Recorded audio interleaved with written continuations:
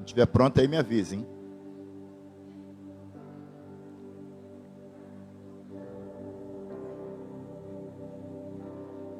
Os dois grandes aí. Hã? Já está? Glória a Deus. Queridos, uma boa noite na paz de Cristo Jesus. Amém?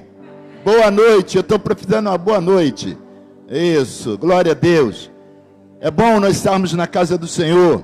É bom estarmos na presença do Senhor. Eu quero que você abra sua Bíblia em Salmos 103. Estamos celebrando 11 anos de fundação da Igreja Evangélica Família Alfa e Ômega, como registro, não é? E 15 anos da nossa ordenação ao ministério pastoral. Eu e a pastora Zeli. Então são tempos de agradecimento ao Senhor. Então nós estamos aqui nesta noite, tanto neste culto de agora, quanto no próximo culto, das 19 horas. Estamos aqui louvando e adorando ao Senhor por esse momento nas nossas vidas. Salmo 103.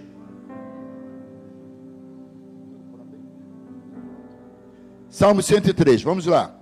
Eu vou estar lendo aqui na nova tradução na linguagem de hoje, tá? É um pouquinho diferente da sua, mas o sentido é o mesmo. Acompanhe aí na sua Bíblia. Eu vou estar lendo até o versículo 12. Vamos fazer o seguinte, mesmo com as versões diferentes, mesmo com a máscara, né, com a dificuldade para sair o som, tá? Eu leio um versículo, vocês leem o outro, ok? Amém? Amém? Podemos fazer assim? Então vamos lá. Ó Senhor Deus, que todo o meu ser te louve, que eu louve o santo Deus com todas as minhas forças. Vocês.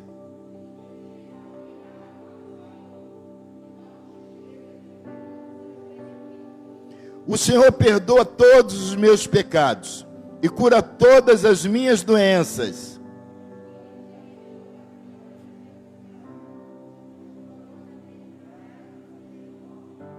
Ele enche a minha vida com muitas coisas boas, e assim eu continuo jovem e forte como a águia.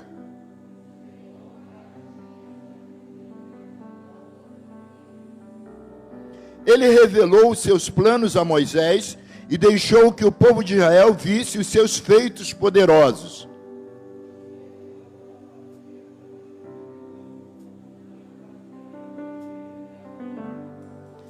Ele não vive nos repreendendo e a sua ira não dura para sempre.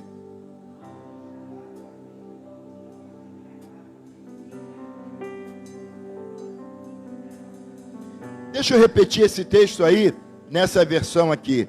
O 10, aqui nessa versão diz assim: o Senhor não nos castiga como merecemos, nem nos paga de acordo com os nossos pecados e maldades.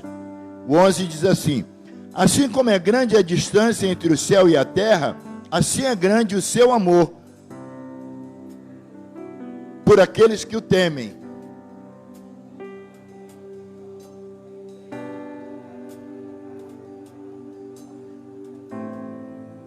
Todos, o 13. Como um pai trata com bondade os seus filhos, assim o Senhor é bondoso para aqueles que o temem. Amém, amados? Então, queridos, essa noite é uma noite de celebração, é uma noite de agradecimento ao Senhor por tudo que Ele tem feito na nossa vida, porque nós chegamos até aqui, não é? Porque estamos vivendo a bênção de Deus na nossa casa, na nossa família, e como igreja, vencemos tantos obstáculos, tantas dificuldades, não é? Tantas adversidades, e o Senhor, com a sua mão forte, nos conduziu até aqui. Por isso, nós hoje podemos estar celebrando esses 11 anos de igreja e 15 anos da nossa ordenação ao ministério pastoral. Glória a Deus. Vamos estar orando ao Senhor. Não vou pedir para você dar as suas mãos, né? Então você coloque a sua Bíblia sobre a cadeira. Vamos estar orando, vamos estar falando com Deus nessa hora. Amém? E vamos estar agradecendo ao Senhor. E nesse momento você vai agradecer pela igreja. Senhor, eu te agradeço, porque há 11 anos essa igreja existe. E quantas vidas têm sido salvas, quantas vidas têm sido libertas, quantas famílias têm sido restauradas, amém? Esteja orando dessa forma. Pai querido, na tua presença, Senhor, nós estamos, louvamos a ti, Deus, porque tu és um Deus grande, tu és um Deus poderoso, porque não há Deus tão grande como tu, não há Deus que faz as obras que tu fazes, Senhor. Pai, nós te louvamos e te agradecemos, Pai, porque tu tens cuidado de nós, tu tens, Senhor Deus, nos trazido até aqui, nos conduzido, Senhor, com a tua mão poderosa. Pai, muito obrigado por esses 11 anos, Pai, de igreja evangélica, família Alfa e Ômega. Muito obrigado, Senhor, pelas vidas, Senhor, que foram salvas, que foram libertas, pelas famílias, Senhor, que foram restauradas. Pai, muito obrigado, Senhor, pela tua benignidade, muito obrigado pela tua longanimidade, muito obrigado, Deus, pelo teu amor, pela tua graça. Muito obrigado, Senhor, porque, como o texto que nós lemos, tu não nos trata segundo as nossas iniquidades, tu não nos trata segundo os nossos pecados. Pai, Senhor, nós louvamos a ti também por esses 15 anos de ministério pastoral. Quantas coisas aconteceram, quantas lutas, quantas dificuldades, Senhor, quantas dores, quantas lágrimas, mas, Pai, tu nos sustentaste, Senhor, e nos trouxeste até aqui, Senhor. Deus, muito obrigado. E nessa noite, Senhor, estamos aqui para prestar um culto a ti, para louvar, bendizer o teu santo nome, engrandecer o teu nome, Senhor, porque somente tu és digno de toda honra, toda glória, todo louvor e toda a adoração. Aleluia. Você pode levantar as suas mãos acima da sua cabeça e aplaudir ao Senhor, glorificando e exaltando a esse Deus. Aleluia. Glória a Deus. Glória a Deus. Vamos continuar adorando ao Senhor, agora através do louvor, né? Vamos estar recebendo aqui o Bruno Teófilo, que vai estar ministrando as nossas vidas nesta noite. Podemos recebê-los com aplausos também, amados?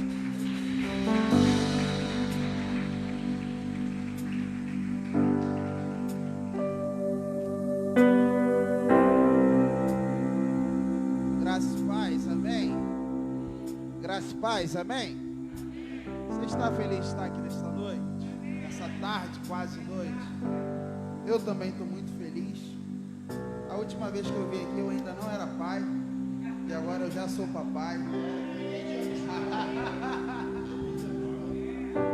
Mateus completou 3 meses ontem. Tá uma benção, tá uma tora. Se tem uma coisa que eu aprendi na minha vida enquanto homem, enquanto cristão, é exercer a questão da gratidão. Eu sou muito grato a essa igreja, a essa casa. Eu sou muito grato a esses pastores, em especial a pastora Zeli. Na nossa primeira gravidez foi alguém muito importante para a gente. Foi alguém que orou e se colocou na brecha para a gente. Eu sou grato a essa igreja, sou grato a esses pastores. E quando ela falou, cara, domingo você vai lá na igreja, eu falei, opa, que bênção, top. E a minha oração é que essa noite o Papai do Céu nos visite de uma forma especial. Essa é a primeira celebração, daqui a pouco os nossos irmãos também chegarão para a segunda celebração. Mas eu tenho certeza que Deus tem uma porção para você nessa noite. Portanto, esteja sensível, esteja aberto, com seu coração disponível, com seus ouvidos atentos a tudo que Ele vai fazer no nosso meio nesta noite, amém? Eu costumo dizer que você está na casa do seu Pai, e você tem liberdade na casa do seu Pai. Por onde eu tenho passado, eu tenho dito que você não precisa de um ministro aqui para ficar te regendo, ó, faz isso, levanta sua mão, aplauda o Senhor. Não, não, não. Você está na casa do seu Pai, e o seu Pai te dá liberdade para você adorar. Portanto, abra sua boca nesse momento, comece a declarar palavras de amor a Ele, atrai a presença dEle para este lugar, para essa reunião. Senhor, nós estamos aqui, nós pedimos que Tu esteja no nosso meio, nós precisamos ouvir a Tua voz, nós precisamos sentir o Teu toque. Nós não queremos sair daqui desta tarde, quase noite, da mesma forma que nós entramos. Fala conosco, nos toca de forma diferente.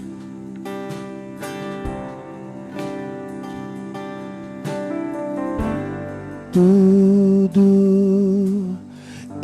está preparado aqui a casa e o meu coração também. Tu és o único motivo que me fez chegar. Os filhos já estão chegando aqui. Agora somos 2 ou 3 ou mais. Encontre meu coração disposto a queimar por ti. E todos os versos e canções que eu conseguir cantar, todas as vezes quebrantado, que teu é o reino,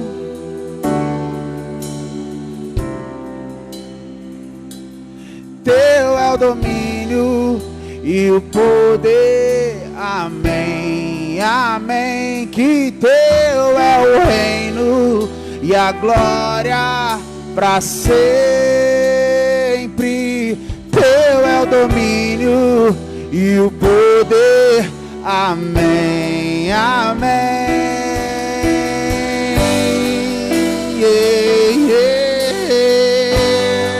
Não há Deus que se compare ao Senhor.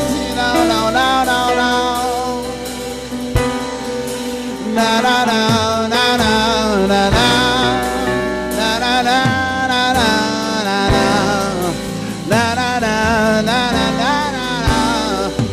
na, na, na, na, na, yeah. Só tu és santo,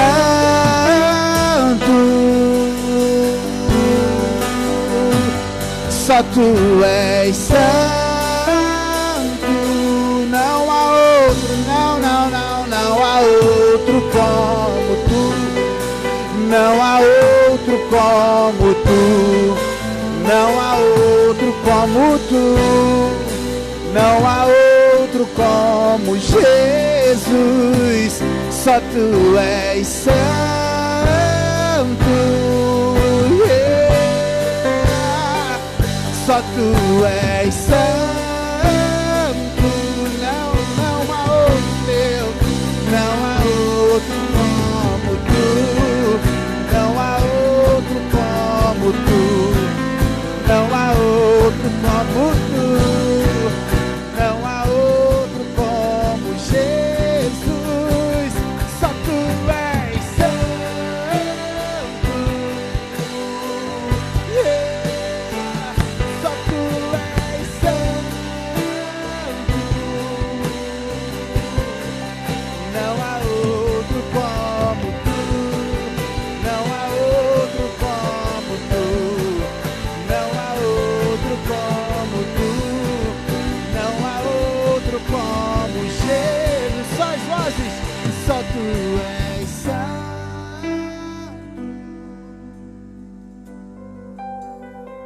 Só tu és. Yeah, yeah. Não há outro como tu. Não há outro como tu.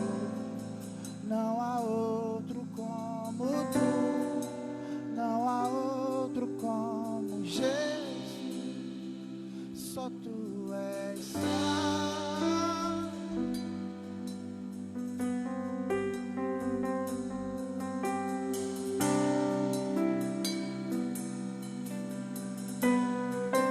Não há outro como tu. Não há outro como tu. Não há outro como tu. Não há outro como Jesus. Santo.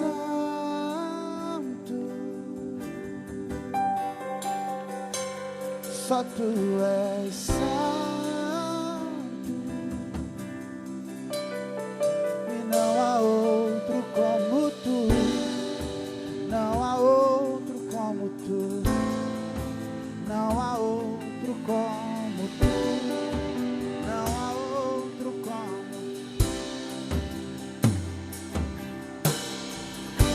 o que dizer, o que fazer quando Ele vem aqui. Mais que ser bem-vindo, nós te desejamos outra vez aqui. Você pode declarar isso? O que dizer? O que dizer?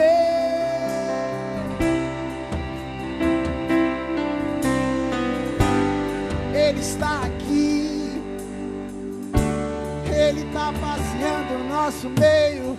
Mais que ser bem-vindo,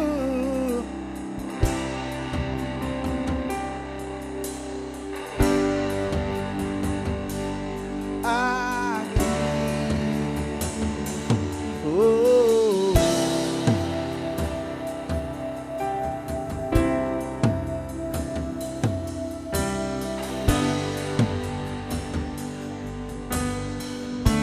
Vamos juntos, nosso amigo. Nosso amigo Santo Espírito,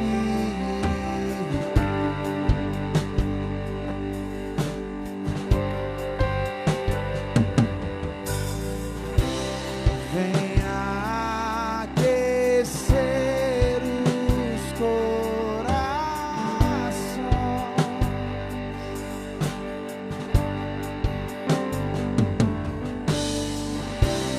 Vem com cura e todo o seu poder.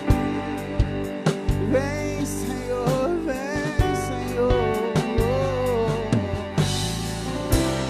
Vem manifestar os seus sinais. Aumenta o volume da tua voz e cante. O que dizer? O que dizer, o que fazer quando Ele vem aqui? Mais que ser bem-vindo, nós te desejamos outra vez aqui. O que dizer? O que dizer, o que fazer quando Ele vem? Ele está aqui, yeah. Mais que ser bem-vindo, nós te desejamos outra vez aqui.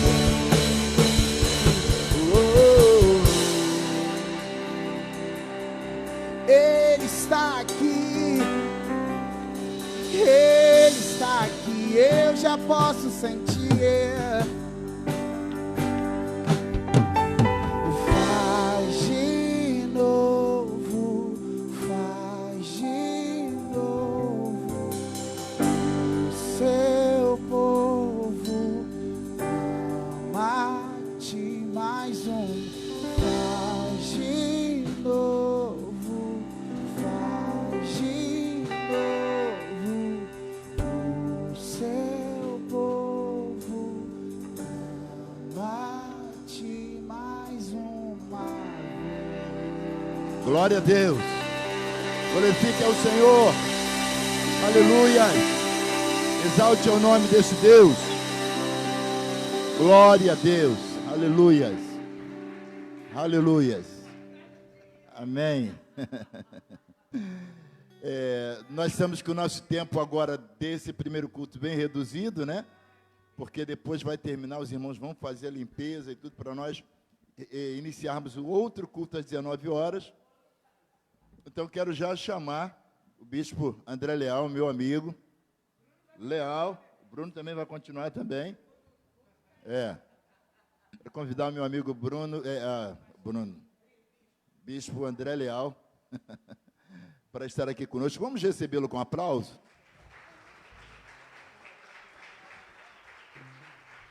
Ele vai estar ministrando as nossas vidas agora nesse momento e depois também, tá? e também no próximo culto, ok, amados? Que tu dê uma palavra, nem que abençoe a palavra, porque sabemos que ela já é abençoada e tu já tens dado ao teu filho, o Senhor já tem falado ao coração dele, aquilo, Senhor Deus, que ele precisa ministrar às nossas vidas nesta noite, ou nesta tarde.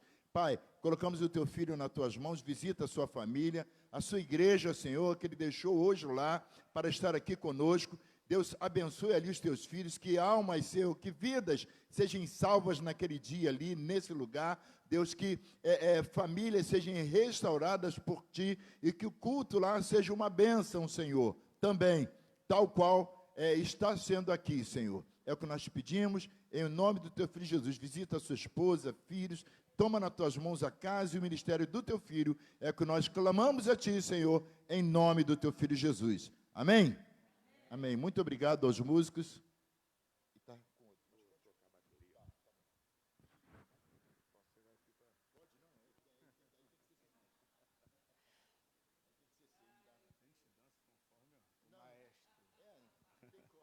Amém. Graça e paz, queridos. É um prazer estar com vocês aqui essa noite. Um prazer mesmo, de coração. E é o pagamento de uma dívida antiga, né, pastor? Algum tempo atrás, pastor Almir, obrigado, pastor. Pastora Zeli, vocês já estiveram ministrando em nossa igreja um tempo atrás, e aí me fizeram um convite num dia em que eu encarei uma verdadeira tempestade.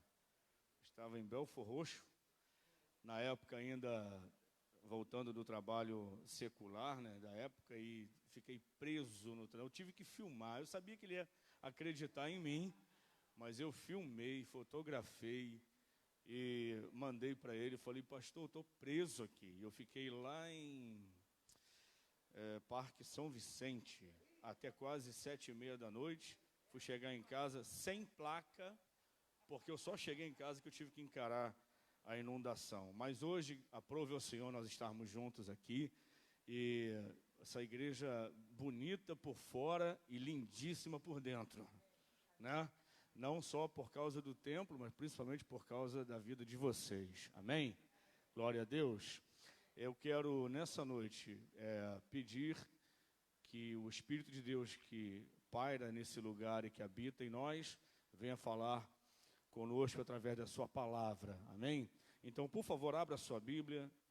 Vamos ler apenas um versículo nesse momento, que está no Evangelho segundo Mateus, capítulo 16, verso 18. E essa palavra, eu atendendo o convite duplo aqui, essa é a dupla honra mesmo, né? De estar aqui com vocês em 2 cultos nessa noite. Eu também, depois eu fiquei me perguntando, meu Deus, será que o pastor Almir lembrou que era Dia dos Pais? Porque não é para qualquer um, não, deixar, né, que um estranho assuma o púlpito de 2 cultos no Dia dos Pais. Eu falei, eu acho que ele não lembrou. Eu também não lembrei. Mas o pai sabia de tudo, né? E marcou esse encontro para nós aqui. Essa mensagem, ela tem 2 partes. São a mesma mensagem, mas não repetida, apenas sequenciais. E eu quero dividir com vocês, obviamente, a primeira parte. E quero também dizer que depois disso, essa mensagem, hoje, eu orando a Deus à tarde, olhando de novo a mensagem, Deus plantou no meu coração o desejo, a primazia de vocês. Depois eu vou pregar essa palavra lá na nossa igreja. Primeiro aqui, depois lá. Porque Deus tem falado muito comigo nessa palavra. Vamos lá, o tempo não para. Mateus 16, 18 diz assim, pois também eu te digo que tu és Pedro, e sobre esta pedra edificarei a minha igreja, e as portas do inferno não prevalecerão contra ela. Amém? Pode assentar, por favor. Hoje estamos comemorando também 2 aniversários, não é isso, pastores? O 11º aniversário da igreja e 15º aniversário da ordenação pastoral desse casal admirável. Pastor Almir, eu não canso de dizer por onde eu passo, e vindo hoje aqui na igreja de vocês, eu não poderia dizer isso, deixar de dizer isso. ele ministrou na minha vida num momento muito importante do meu ministério. Eu estava vindo de um outro ministério e passei por um encontro com Deus. E quem estava lá ministrando? Quem estava ministrando? O Peniel. Quem ministrou quase que metade do encontro foi o pastor Almir. E como Deus usou a vida desse homem para me abençoar. Eu admiro muito e falo isso sem demagogia, mas com todo respeito e toda honra nessa noite. E, bom, Jesus profere essas palavras diante de um apóstolo, que é o apóstolo Pedro. E ele diz, sobre esta pedra, tu és Pedro, eu digo que tu és Pedro, mas sobre esta pedra. E aí nesse momento eu me dou o direito de imaginar que Jesus bate no peito e está falando dele mesmo. Tu és Pedro, mas sobre esta pedra edificarei a minha igreja. E as portas do inferno não prevalecerão contra ela. Esta pedra, a pedra que os edificadores rejeitaram, que foi colocada como pedra principal de esquina. Jesus está falando dele. E ele revela para o apóstolo ali, diante dos outros discípulos, claro, todos ainda discípulos que seriam apóstolos, ele revela a sua intenção, o seu plano, a sua estratégia de, em seguida, estabelecer a sua igreja. A igreja do grego, eclésia ou eclesia, né, que é chamados para fora, chamados para um lugar reservado, mas literalmente chamados para fora. E essa palavra tão simples me faz pensar em algumas situações da Bíblia em que Deus, fazendo alusão à igreja de modo figurativo ou profético, se você preferir, chama o seu povo para fora. Engraçado que nesses dias a gente tem ouvido muito um chamado para dentro, né? Não saia. Não saia, não é para sair, é para ficar dentro. É para você se isolar, é para você se resguardar, e a gente sabe o porquê de tudo isso. Mas no meio disso tudo, Deus me dá uma palavra na contramão disso aí. Igreja, chamados para fora.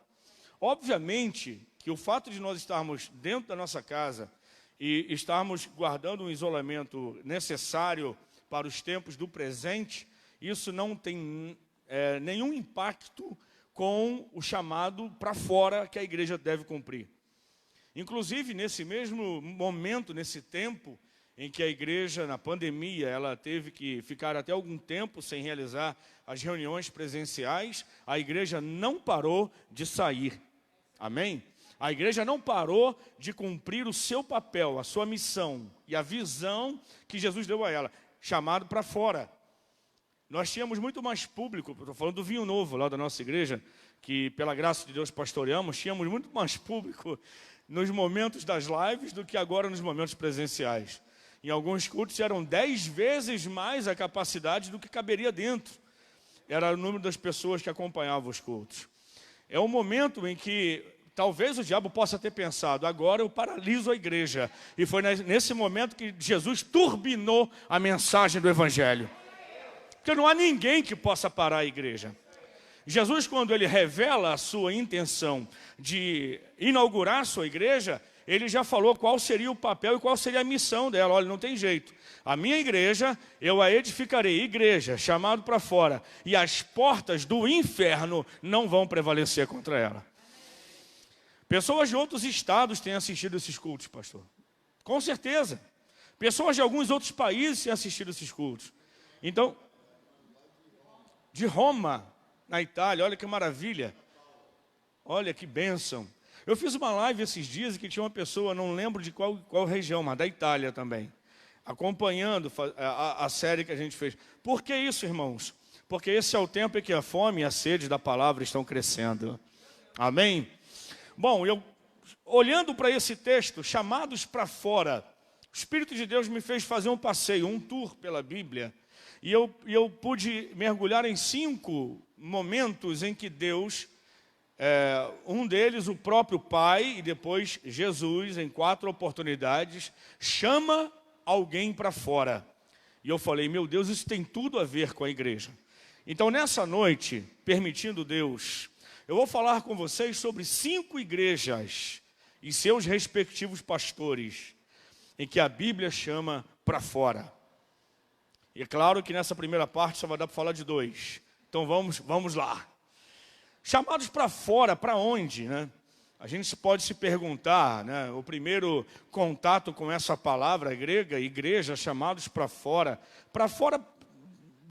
do templo. Não é para ter templo, é para a gente fazer o templo e ficar na rua. Não, para fora de um sistema que não é o sistema de Deus, para fora de uma redoma que não foi a intenção de Deus desde o início. Quando Jesus anuncia diante dos discípulos que ele vai inaugurar a igreja e que nem as portas do inferno prevalecerão sobre ela ou contra ela, ele diz, olha, essa igreja foi chamada para fora, então não há ninguém que aprenda dentro. Toda tentativa de fazer com que a igreja fique trancada dentro de qualquer sistema que seja um sistema ideológico, seja um sistema político, seja um sistema religioso, seja um sistema espiritual que não provém de Deus, qualquer força vai ter que ser quebrada. E a igreja do Senhor, na verdade, sempre quebra. E eu vou dizer uma coisa para vocês, olhando para esses textos, você vai concordar comigo ao longo deles, dessas igrejas que eu vou apresentar para você, e seus respectivos pastores, que tentaram manter a igreja dentro, e Jesus falou, não, é chamado para fora, é para sair disso aí. Todos esses sistemas tiveram que ser quebrados. É muito mais cômodo ficar dentro.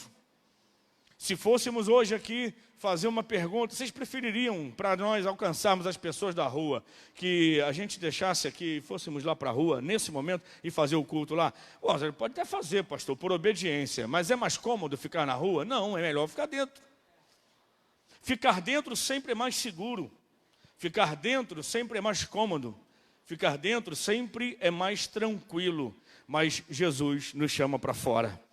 Eu quero falar nesse primeiro contato aqui sobre o pastor Pedro e a igreja do barco.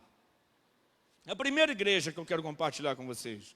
Vou falar de 5 igrejas essa noite, 2 agora no primeiro culto. A primeira é o pastor Pedro com a chamada igreja do barco.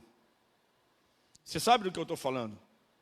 Jesus, ele está com os discípulos numa região, atendendo pessoas, e de repente, quando ele acaba de atender a última pessoa, ele insiste com os discípulos para entrarem no barco e seguirem a viagem sem ele. E é claro que os discípulos não querem fazer isso, mas ele insiste.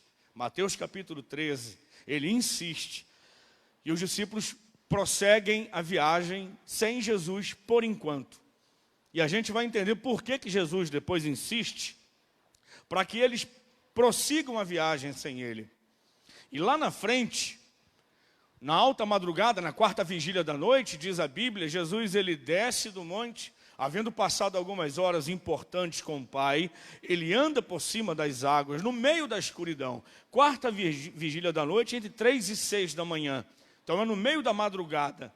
Jesus vem andando sobre as águas, e aí ninguém entende, ninguém consegue, obviamente, enxergar claramente quem era aquele ser que estava por cima das águas, mas era Jesus. Até que Pedro pergunta no meio dos discípulos da igreja do barco, a todo mundo dentro do barco. E não era uma noite comum, era uma noite complicada, era uma noite de ondas altas, era uma noite de vento forte. Era uma escuridão densa, ninguém conseguia enxergar claramente quem é que estava vindo, a ponto dos outros dizerem, é um fantasma. Mas chega um momento em que Pedro, ele, por causa do seu temperamento, ele toma a frente e pergunta, quem era? E aí Jesus fala, né? Vocês sabem da passagem, sou eu. E ele fala, se é o Senhor, manda-me ir ao teu encontro. E o que Jesus clama para Pedro? Para o pastor da igreja do barco? Vem. Em outras palavras, ele está falando, eu estou te chamando para fora. Eu quero que você saia daí. Quero que você pule do barco. Sou eu que estou falando com você. Pedro está dentro do barco. A igreja do barco. Irmãos, o barco seria uma das figuras ilustrativas que mais podem ser empregadas facilmente para exemplificar o que é a igreja. No meio da tempestade da vida, no meio da insegurança do mar, no meio da fúria das ondas, nada melhor do que fazer parte de uma comunidade de fé, do que estar numa igreja. Enquanto o mundo está sendo assolado por ondas, eu estou na igreja. A igreja do barco é a igreja da segurança. E a igreja está aqui para transmitir isso, amém? A igreja é o lugar mais seguro para se estar no momento de uma turbulência, como essa, por exemplo, que a gente está vivendo. Qual o lugar mais seguro para se estar? Qual o lugar onde se ouve as coisas melhores para esse momento de tribulação, de onda forte, de escuridão, de vento, de dúvida, de medo? É dentro do barco, irmãos. O barco é o lugar de segurança. Quando a gente faz aqui uma leitura do que está acontecendo, a relação barco-mar é a relação lógica-fé. O barco está para a lógica, assim como o mar está para a fé. Eu vou explicar. É mais lógico num momento como esse estar dentro do barco. Lá, falando do momento que eles estão vivendo, era mais lógico estar dentro do barco. Era mais seguro estar dentro do barco. Claro que era melhor. E quando aparece aquele ser, numa interrogação, quem seria aquele ser que está andando por cima das ondas? A opinião dos 11 era ali, Pedro, deixa de ser louco, rapaz, você tem que ficar aqui. É mais seguro estar aqui, né? Só que quem está do lado de fora está dizendo, vem. Você quer saber se sou eu mesmo? É claro que sou eu. Você já conhece a minha voz. Agora irmãos, Jesus poderia, naquele momento, quando Pedro clama, dizendo, quem é? É o Senhor mesmo? Ele fala, Pedro, sou eu, mas não saia daí. Calma, que eu já estou chegando. Calma, que eu vou pular e ir para dentro. Calma, que eu vou chegar onde vocês estão. Eu prometi que aí eu encontro de vocês, estou chegando. Não venha. Mas por que Jesus para? Por que, primeiro, que ele insiste lá atrás para os discípulos entrarem no barco sem ele? Por que ele vem tão tarde? Se ele podia vir no cair da noite, ia ficar mais fácil para identificá-lo. Mas ele vem no momento que a noite é mais densa. Por que ele não acalmou as ondas? Olha quantas perguntas, né? Parece o show da Luna, na fé. Por que ele não acalmou as ondas? Por que um raio de uma estrela não iluminou para todo mundo ver claramente quem era ele? Por que ele parou a sua trajetória em direção ao barco, meu Deus? Parece que Jesus às vezes quer complicar o jogo para a gente. Por que ele não simplifica as coisas? Mas ele para e fala para Pedro assim, vem. Se é o Senhor, eu quero ir ao teu encontro. E ele fala, vem. Por quê? Porque a igreja do barco é a igreja da segurança. É a igreja onde eu posso me agarrar em alguma coisa. Irmãos, um lugar seguro demais para eu estar. É dentro da igreja. Você quer ver um negócio? Aqui não deve ter acontecido isso não, mas lá em Austin, rapaz. Vou contar para vocês o que aconteceu. As pessoas começaram no início da pandemia a ficar meio nervosas, meio medrosas, e eu criei uma live mais para atender o rebanho, mas aí outras pessoas começaram a participar, todos os dias. Café com o bispo. E não fala para ninguém não, às vezes não tinha café dentro daquela caneca não. Mas eu marquei com eles. Por quê? Porque as pessoas estavam assim, quando é que os cultos vão voltar? Quando é que a igreja vai voltar a abrir as portas? Eu estou ansioso pelo culto. Eu falei, olha, você pode cultuar onde você está. Você não pode não, você deve. Reúne a sua família. Faz o famoso culto doméstico que você não faz há muito tempo. Reúne os teus filhos para ler a Bíblia. Para com essa paranoia, você é um adorador. Jesus responde em João 4, adorar a Deus em qualquer lugar onde você esteja. Não dá para o templo abrir agora por questão de segurança para a tua vida física. Então, pelo amor de Deus, cultue onde você está. E as pessoas que estavam tão ansiosas, quando a igreja abriu, não voltaram. Algumas não voltaram. Voltaram não, irmãos. Aqui não aconteceu isso não, mas lá aconteceu a beça. E aí, eu comecei a telefonar para algumas pessoas que me disseram assim, bispo, eu não sei se está seguro eu ir para a igreja. Mas eu encontrava essas pessoas em lotéricas, na fila da ajuda lá do governo, da padaria. E eu comecei uma reformazinha na igreja com alguns varões voluntários lá em plena pandemia, e alguns deles passavam do outro lado da rua dando um tchauzinho sem máscara. E ainda fazia assim, ó. Mas demorou um tempo. Alguns deles, depois de um mês, começaram a voltar para o culto e outros não. Mas sabe por que isso, irmãos? Porque eles viviam uma falsa segurança. Se Jesus botasse um furo dentro do barco e a água começasse a entrar, talvez alguém mais do que Pedro ousasse pular. Mas enquanto o barco estava seguro, está muito bem aqui, irmãos. O problema era que o único ambiente de culto para essas pessoas era com a igreja aberta. O problema é que o único contato com a Bíblia era enquanto o pastor pregava dentro da igreja, quando aberta. O problema é que o momento da oração era naquele momento que dava as mãos com a igreja aberta. Fora dali não tinha nada. Fora dali não sabia o que fazer. Como é que eu leio? Como é que eu interpreto? Como é que eu vivo? Como é que eu oro? Meu Deus, quem é que pode me ajudar? Nesse momento, Jesus está dizendo para a igreja do barco: não se garanta no barco. Eu sou o Deus de dentro e eu sou o Deus de fora. Por isso ele para, ele não entra no barco de imediato, ele fala: vem. Você acha que ele estava chamando só Pedro? Qualquer outro que tivesse coragem teria que ter pulado também.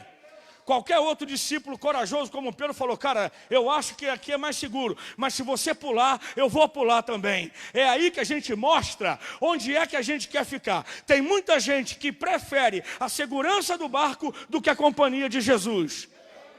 A companhia de Jesus é um álibi. A presença de Jesus é só alguém a mais dentro do barco. Porque eu prefiro ficar no barco do que arriscar andar nas ondas quando o próprio Jesus está me chamando. Só que Pedro tomou uma decisão: eu vou me apoiar na palavra daquele que me chama para fora, e não dos 11 que querem que eu fique. Tem muita gente dizendo para você que é mais seguro você ficar no barco. Tem muita gente dizendo que é mais lógico você ficar no barco. Mas para viver milagre tem que ser do lado de fora. Por isso que a igreja é chamada para fora e não chamada para dentro. Por isso que a igreja é desafiada a encarar as ondas e não a ficar olhando para o tamanho da âncora, ou quantos metros de corda, ou se tem bote salva-vida dentro do barco. Olha para Jesus, é lá que está o negócio. É mais seguro aqui, mas Jesus está te chamando para lá. E aí? É mais seguro aqui. A lógica é eu ficar, mas ele está me chamando para lá. E agora?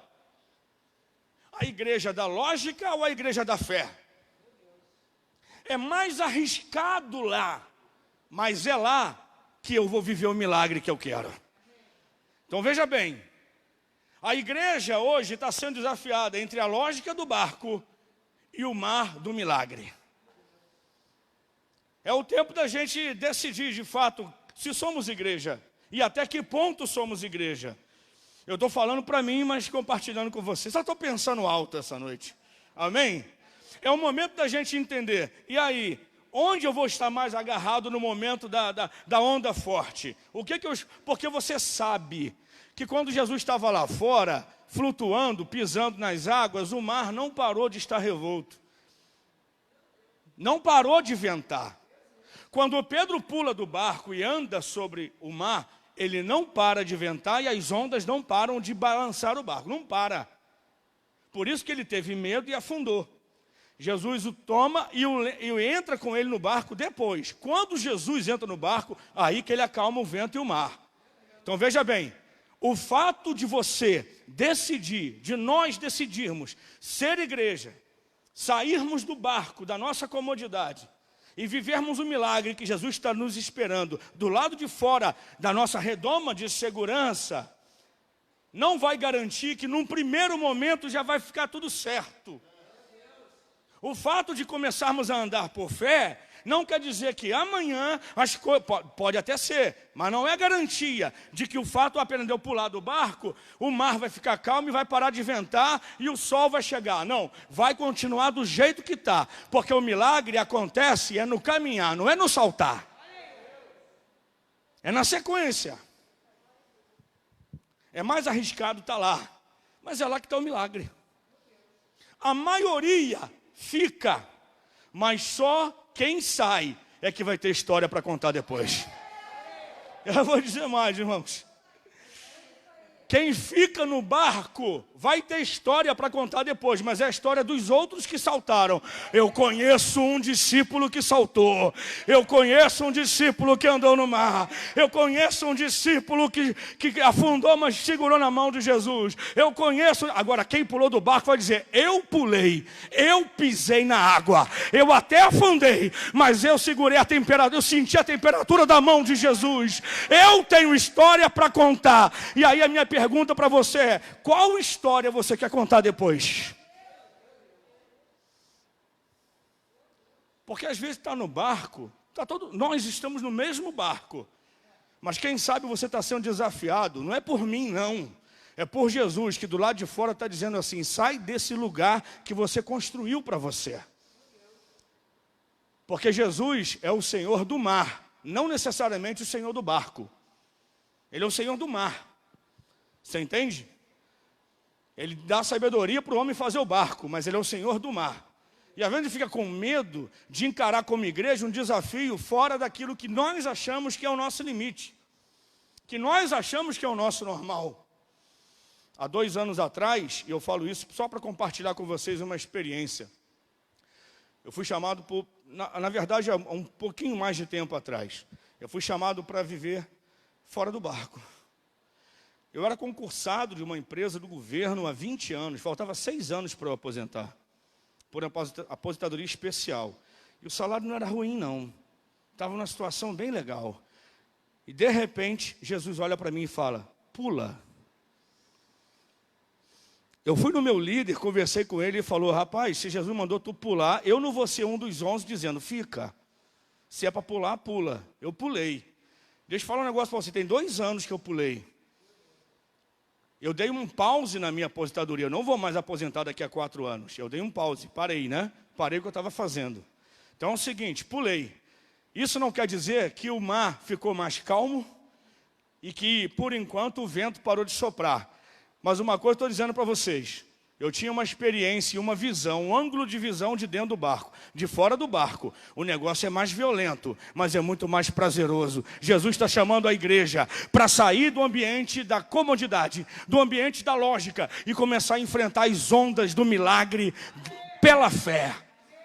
Amém ou não amém? Glória a Deus. Tenho mais 7 minutos. É isso? Vamos falar rapidinho do pastor Elias? Tem um outro pastor muito legal, pastor Elias. Pastor Elias é de uma igreja muito conhecida, a Igreja da Caverna. Ele vive uma experiência tremenda no Carmelo. Deus usa ele lá no Carmelo. 400 profetas de Baal, não é isso? 450 profetas de Azera. São 850 contra 1. Como é que estava o banco de apostas ali? Estava violento, né?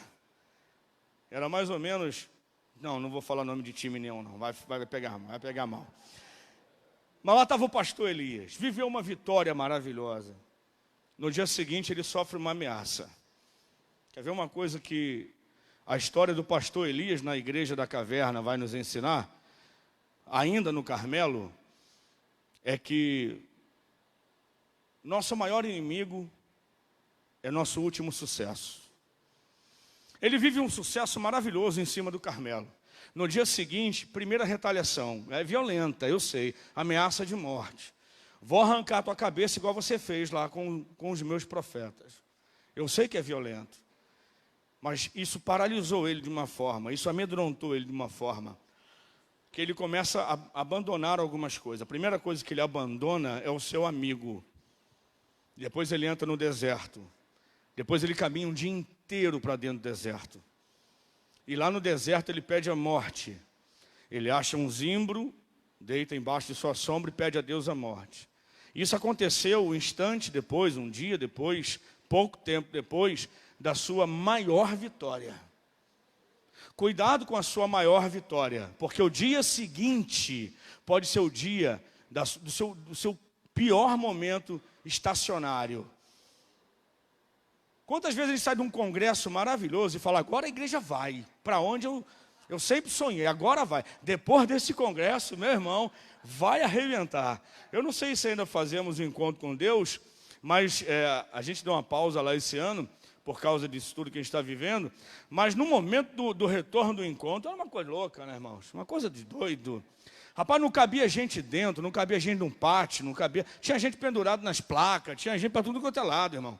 Você entrava no gabinete pastoral, tinha 10 lá dentro. Tinha igreja para tudo quanto é lado, gente para tudo quanto é lado. Falei, agora vai. Uma semana depois, eu falei, cadê o povo, gente? Porque a gente não pode ficar vivendo desses momentos. O nosso maior sucesso pode ser o nosso maior inimigo, quando ele se transformar no... agora vai, agora tá bom, agora tá tranquilo, agora eu dou uma descansada.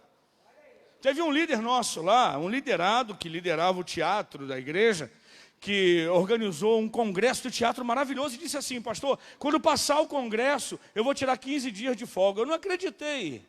Eu pensei que era brincadeira dele. Mas acabou o congresso numa noite de sábado, um congresso maravilhoso. Por 15 dias ele sumiu.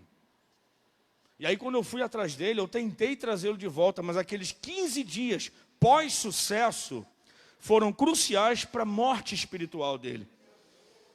Então cuidado, porque o seu maior momento, se você assumir isso talvez para você como grande feitor daquilo tudo, no outro dia você vai está dando pontos importantes para os seus adversários.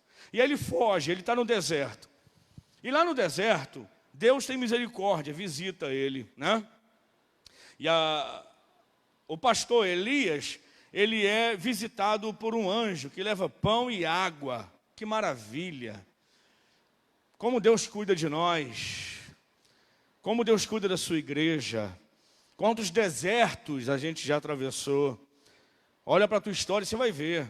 Eu olho para a minha história e fico, meu Deus, eu não sei nem como eu consegui sair daquela. Sei sim, foi o Senhor. Só pode ter sido pão e água do céu, porque eu lembro de momentos muito cruciais que não dá para compartilhar com vocês aqui, em que uma palavra profética foi a única coisa que conseguiu me arrancar de onde eu estava. Falar, levanta daí, tu vai morrer seco nesse deserto.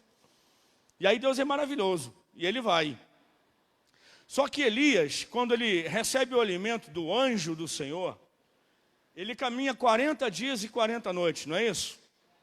Com a força da comida que ele tinha comido antes do deserto, ele consegue andar um dia.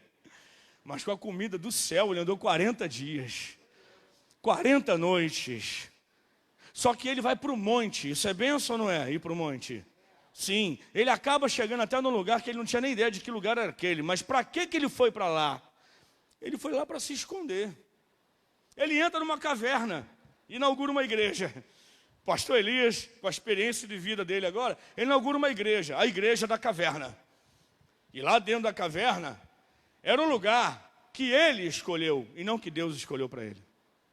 Escuta isso.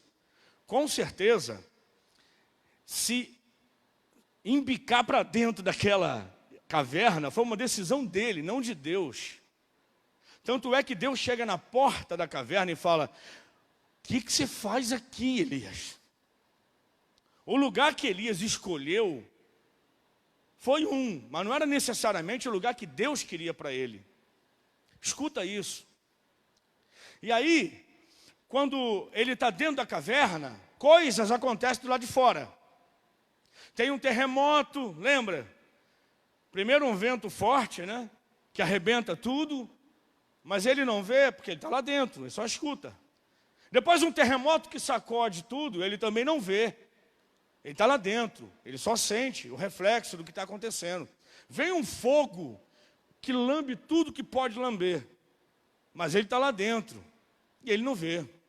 Quem está dentro da caverna, logicamente, não vai ver, e não vai aparecer, não vai presenciar, não vai degustar o que está acontecendo lá de fora. Deixa eu falar uma coisa para vocês, irmãos, que me intriga muito como pastor. Tem muita gente que escolheu a própria caverna para estar. Isso é muito perigoso para nós, igreja. Porque caverna é lugar para se esconder, irmão. Caverna é lugar para se abrigar, para se esconder. Eu entrei na caverna para bolar estratégia. Não, dentro de caverna não tem estratégia, irmão. Dentro de caverna não tem vida. Dentro de caverna só é refúgio. E a igreja tem que entender que como igreja é o quê? Chamados para fora. Então Deus chega na porta da caverna e fala assim, Elias, o que você está fazendo aqui? Em outras palavras, Elias, não era esse lugar que eu tinha escolhido para você. O que você está fazendo aqui? E a segunda palavra de Deus para Elias foi o quê? Elias, sai, vem para fora. Quando você chegar aqui fora e ficar na entrada da caverna, você vai entender o que eu quero e a palavra que eu tenho para o teu coração. A igreja da caverna é uma igreja que necessariamente ela não percebe as coisas que estão acontecendo lá de fora. Nós estamos vivendo um tempo, por exemplo, um tempo tão profético, irmãos. Jesus está tão às portas que muitas vezes a gente não percebe. Olha, tem terremoto, estou falando de sinais, não, estou falando de Elias lá. Terremoto, fogo, vento, sinais, coisas grandes acontecendo, mas é do lado de fora da caverna, irmão. Dentro da caverna não acontece. Pessoas que se escondem dentro da caverna não conseguem vislumbrar o que está acontecendo lá de fora. E aí Deus está clamando para essa igreja, a igreja do pastor Elias, que não é necessariamente a alfa e ômega, mas é uma igreja da caverna. Deus está dizendo, sai daí, eu não quero que você fique aqui. E sabe o que foi que tirou Elias de dentro da caverna? Não foi o fogo, nem o terremoto, nem o vento, né? A Bíblia diz que foi uma voz mansa e suave que disse, sai daí pela segunda vez, sai daí, meu filho. Sabe o que nos tira da caverna?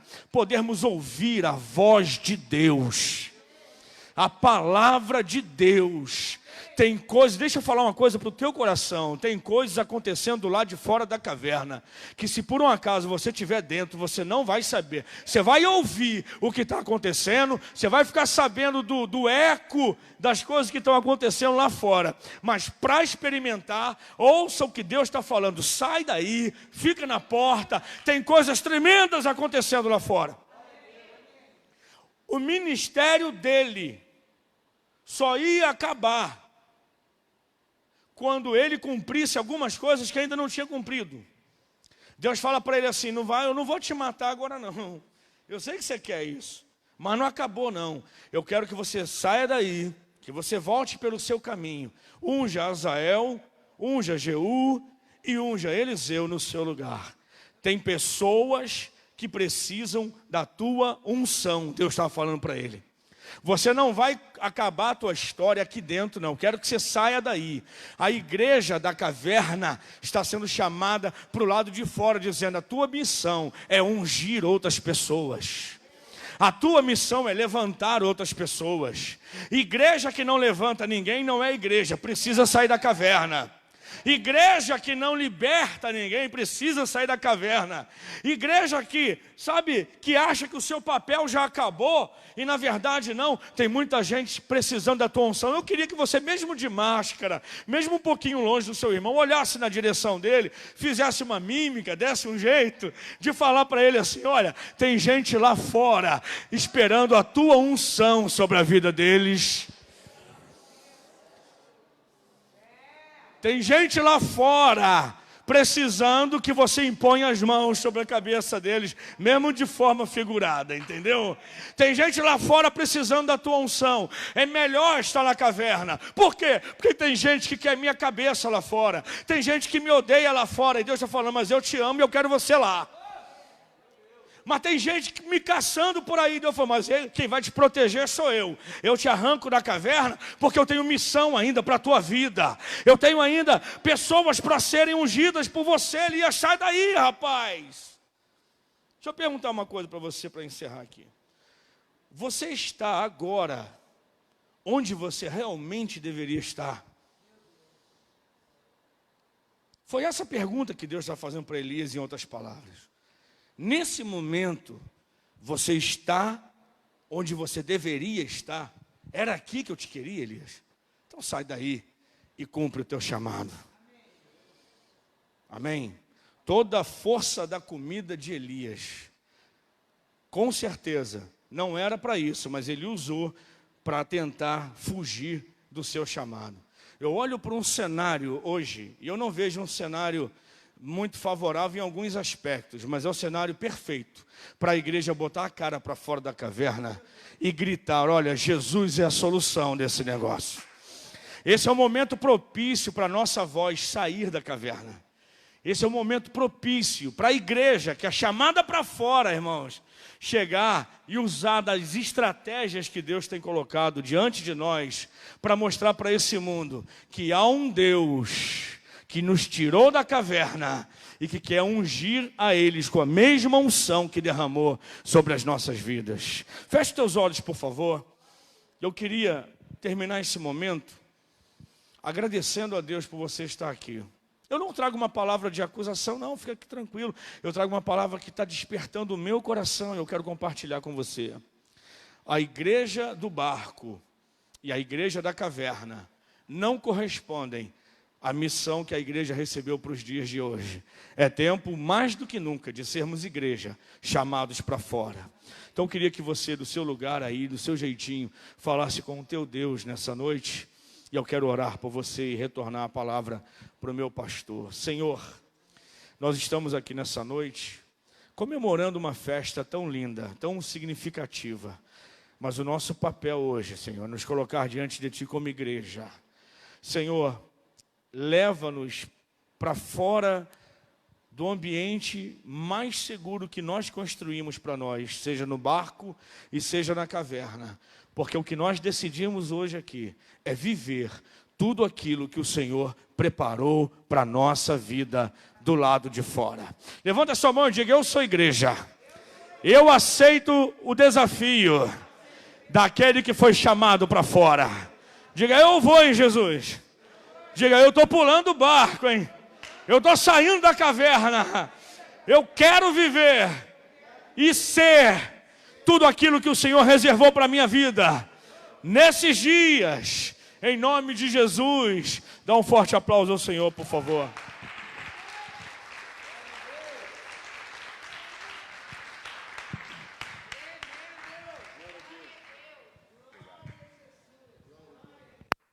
Glória a Deus. Glória a Deus. Irmãos, eu saí da caverna, ou melhor, eu saí do barco.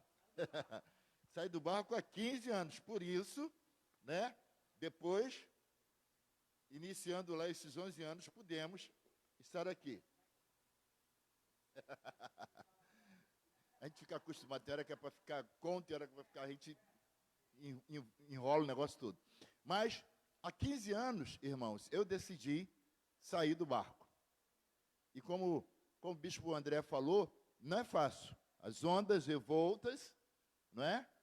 Nada se acalma e você tem que conviver com tudo aquilo ali, mas há vitória de Deus, irmãos. Há vitória de Deus, há bênção de Deus, não é? E nós precisamos realmente entender isso aí, sair desse nosso conformismo para viver, para então podermos viver o melhor que Deus tem para as nossas vidas. Amém? Queridos, nesse momento de dízimos e ofertas, os nossos amados também que estão ligados conosco, certamente já está aparecendo para você aí na sua tela os dados bancários e os links também para que você possa escolher um deles e estar ofertando, tá? Certamente os meninos já estão colocando aí para você. Então faça isso.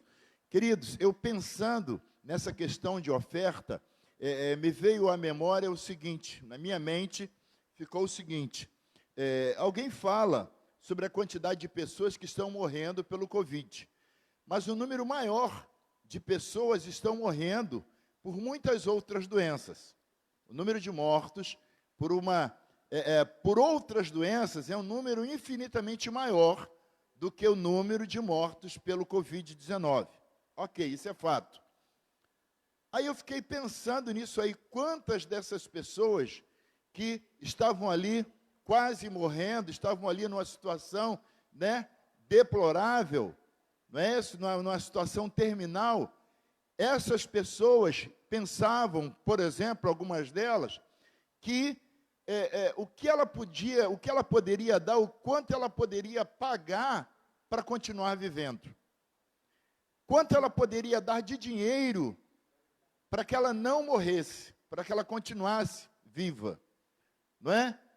Quantas pessoas, né, quando está lá um malfeitor com uma arma sobre ela, e se ela pudesse, ela daria todo o dinheiro dela para que ela continuasse viva. Mas não teve jeito, essas pessoas acabaram perdendo a vida. E nós, irmãos, que estamos vivos, não é? Quem nos manda sair do barco, quem nos convida a sair da caverna é o Senhor. E se Ele faz isso, Ele garante. Então, queridos, o nosso Deus que nos garante a vitória, que nos garante, né, quando saímos da nossa zona de conforto e buscamos entender o que Deus tem para a nossa vida, Ele é a nossa provisão. Amém, amados? E como nós temos falado durante esse período da pandemia, nós temos visto, né, houve aí um reinventar e a igreja de Jesus, o povo da igreja, pelo menos aqueles que são fiéis, nós temos visto aí a bênção de Deus na vida dessas pessoas. Amém ou não amém, igreja? Então, queridos, nós precisamos realmente levar a sério esse momento de dizimar e ofertar, tá? Que são oportunidades que nós estamos tendo, de estarmos dizimando e ofertando, semeando no reino de Deus. E o reino de Deus, irmãos, é um lugar onde ao semearmos, queridos, não tem como não ter uma colheita para nós. Não tem como. Isso eu lhes garanto pela palavra de Deus. Ok? Então, quem nesta noite, né, tem dízimos e ofertas para devolver ao Senhor, porque nós não pagamos, né, nós devolvemos ao Senhor, podemos fazê-lo com alegria. Então, receba o seu envelope, né? Já está, ou melhor, receba, não pegue o seu envelope, que já está na sua cadeira, tá? Os nossos amados que estão conosco, pela mídia aí, com certeza você já tem aí os dados, tá, bancários, você já tem os links aí para você estar ofertando, então faça isso em nome do Senhor Jesus.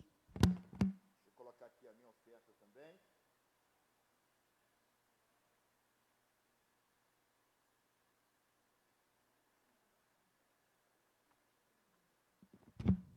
Entendendo, amados, que, como eu já havia falado, hoje e na semana que vem, que é a ceia do Senhor, então nós vamos ter os 3 cultos ainda, porque vamos ter a ceia. Mas já no 4º e 5º domingo, tá?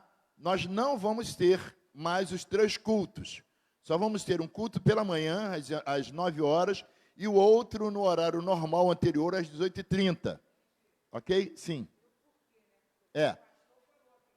Isso, porque o que nós vimos? Eu falei com os pastores no início, né, quando nós começamos os nossos cultos aí online e tal, eu falei com eles, conversando com eles, que nós estaríamos fazendo tudo experimentalmente, seria um laboratório.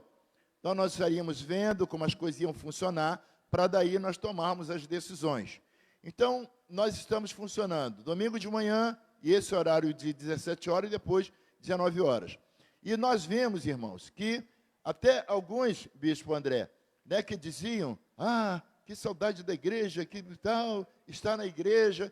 E aí, alguns desses não são nem capazes de entrar na live, de entrar ali, né, que é só, não vai fazer esforço, não vai pegar um telefone, um tablet ou um PC e vai clicar lá, pronto, já está no culto. É a coisa mais fácil do mundo.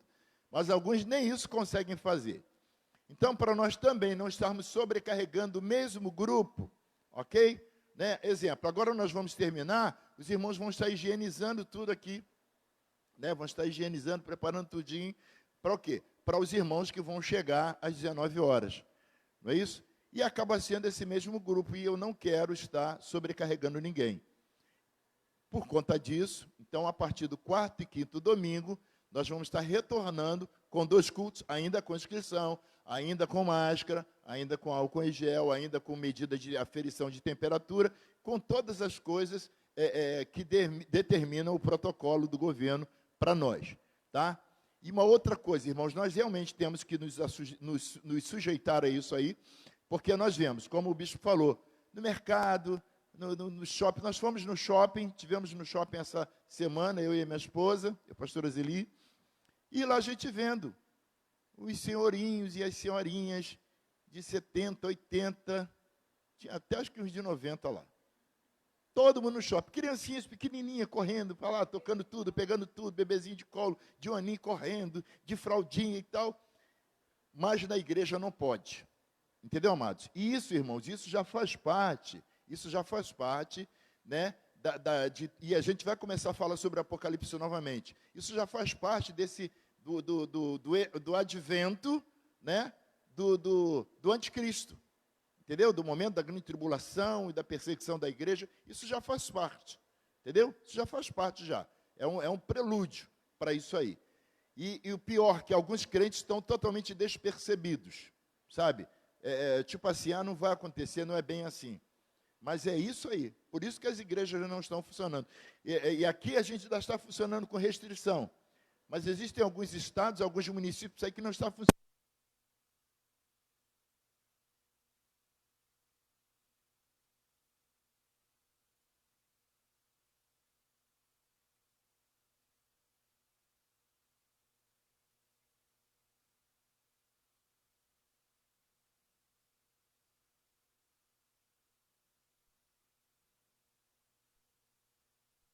Orando, vamos estar clamando. Pai querido, na tua presença, Senhor, nós continuamos, somos gratos a ti por esse privilégio que tem nos dado, Senhor, de estarmos semeando no teu reino, de estarmos, Deus, semeando na tua obra e sabendo, ó Pai, que a recompensa, a colheita para as nossas vidas é certa, Senhor. Ó Deus, muito obrigado por esse privilégio. Quantos, Deus, neste momento estão num leito de hospital, estão lá talvez num coma induzido, Deus, e lá na sua alma, lá no seu interior, o desejo deles de estarem numa igreja, de poder ofertar, de poder cooperar, de poder fazer alguma coisa, mas não podem. E alguns talvez nem voltem mais, Senhor. Deus, e nós que estamos vivos, estamos respirando, estamos, Senhor Deus, sabe, saudáveis, Pai, que haja em nós, Senhor, essa responsabilidade, esse comprometimento com a tua obra, com o teu reino, de sair para fora, de sair da nossa zona de conforto, de pregar a tua palavra, de ganhar almas, Senhor, porque o fim está muito mais próximo ainda do que estejamos ou do que possamos imaginar. Senhor, recebe, portanto, o melhor das nossas ofertas, dos nossos dízimos, nesta tarde, ó Pai, em nome de Jesus, como cheiro suave no trono da tua graça. Deus, e como deste púlpito nós não amaldiçoamos ninguém, se por acaso alguns desses envelopes erguidos aos céus, o teu filho e a tua filha nesta tarde não tem com que ofertar, não tem, Senhor, com que semear, Deus, que portas sejam abertas para este irmão, para esta irmã, Deus, em nome de Jesus, para que ele não mais se apresente diante de ti de mãos vazias. É o que nós clamamos em o nome de Jesus. Todos podem dizer amém? Amém. Permaneça com o seu envelope, que os nossos obreiros vão estar passando, recolhendo, tá? Irmãos, preciso dar um aviso aos irmãos que vão estar trabalhando, né? Tem um presépio para os irmãos verem lá em cima. O pastor Renato vai determinar e vai chamar os irmãos para irem. Ninguém vai fora de ordem. E você vai estar lá vendo o presépio lá pelo menos pelos 10 minutos, no máximo, para que os outros irmãos possam descer e voltar também. Ok, 10 minutos, tá? Para você ir lá, ver lá o presépio. O que é isso, pastor? Se você for, você vai ver. Então, e você já sabe, quem já veio semana passada sabe, do presépio. Então, você vai lá, 10 minutos, né, os irmãos, a prioridade para os irmãos que estão trabalhando, e depois os demais irmãos que vão permanecer para o outro culto. E lá em cima também, tá? Os irmãos que estiverem lá em cima também vão determinar a tua porção lá no presépio também. Ok? Né? Porque senão alguns presépam demais e outros presépam menos ou nada. Ok, amados? É fazer igual Jesus, né? Falando por parábola aí, mas todo mundo está entendendo bonitinho. Ok? Amém, amados? Fique de pé. Você foi abençoado com esta palavra? Então levante suas mãos para cá em direção aqui ao bispo André Leal. Vamos profetizar a bênção de Deus sobre a vida dele. Pai, queremos profetizar sobre a vida do teu filho, sobre o ministério dele, sobre a esposa, filhos, sobre a vida financeira, Senhor, sobre todas as áreas da vida do teu filho, sobre as emoções e sentimentos. Pai, no mínimo 7 vezes mais do que tu tens usado o teu filho para ministrar as nossas vidas, para abrir os nossos olhos, Senhor, para verdades implícitas na tua palavra, Senhor, das quais nós precisamos vivenciá-las no nosso dia a dia. Senhor, muito obrigado pela vida do teu filho, o abençoe, guarde, livre de todo mal e dê vitórias para o teu filho, Senhor. Conceda o que deseja o coração dele. Como igreja, Senhor, nós estamos clamando e te pedindo agora, em o nome de Jesus. Amém. Amém, amados? Que o grande amor de Deus, que a graça do nosso Senhor e Salvador Jesus Cristo, que as doces e eternas consolações do Espírito Santo seja com todos, com todos que amam e aguardam a vinda do Senhor, e todos digam amém. Estamos terminados em nome de Jesus. Os irmãos que vão permanecer, tá? Não atrapalhem os nossos amados que vão estar fazendo a limpeza. Os nossos queridos que estão conosco.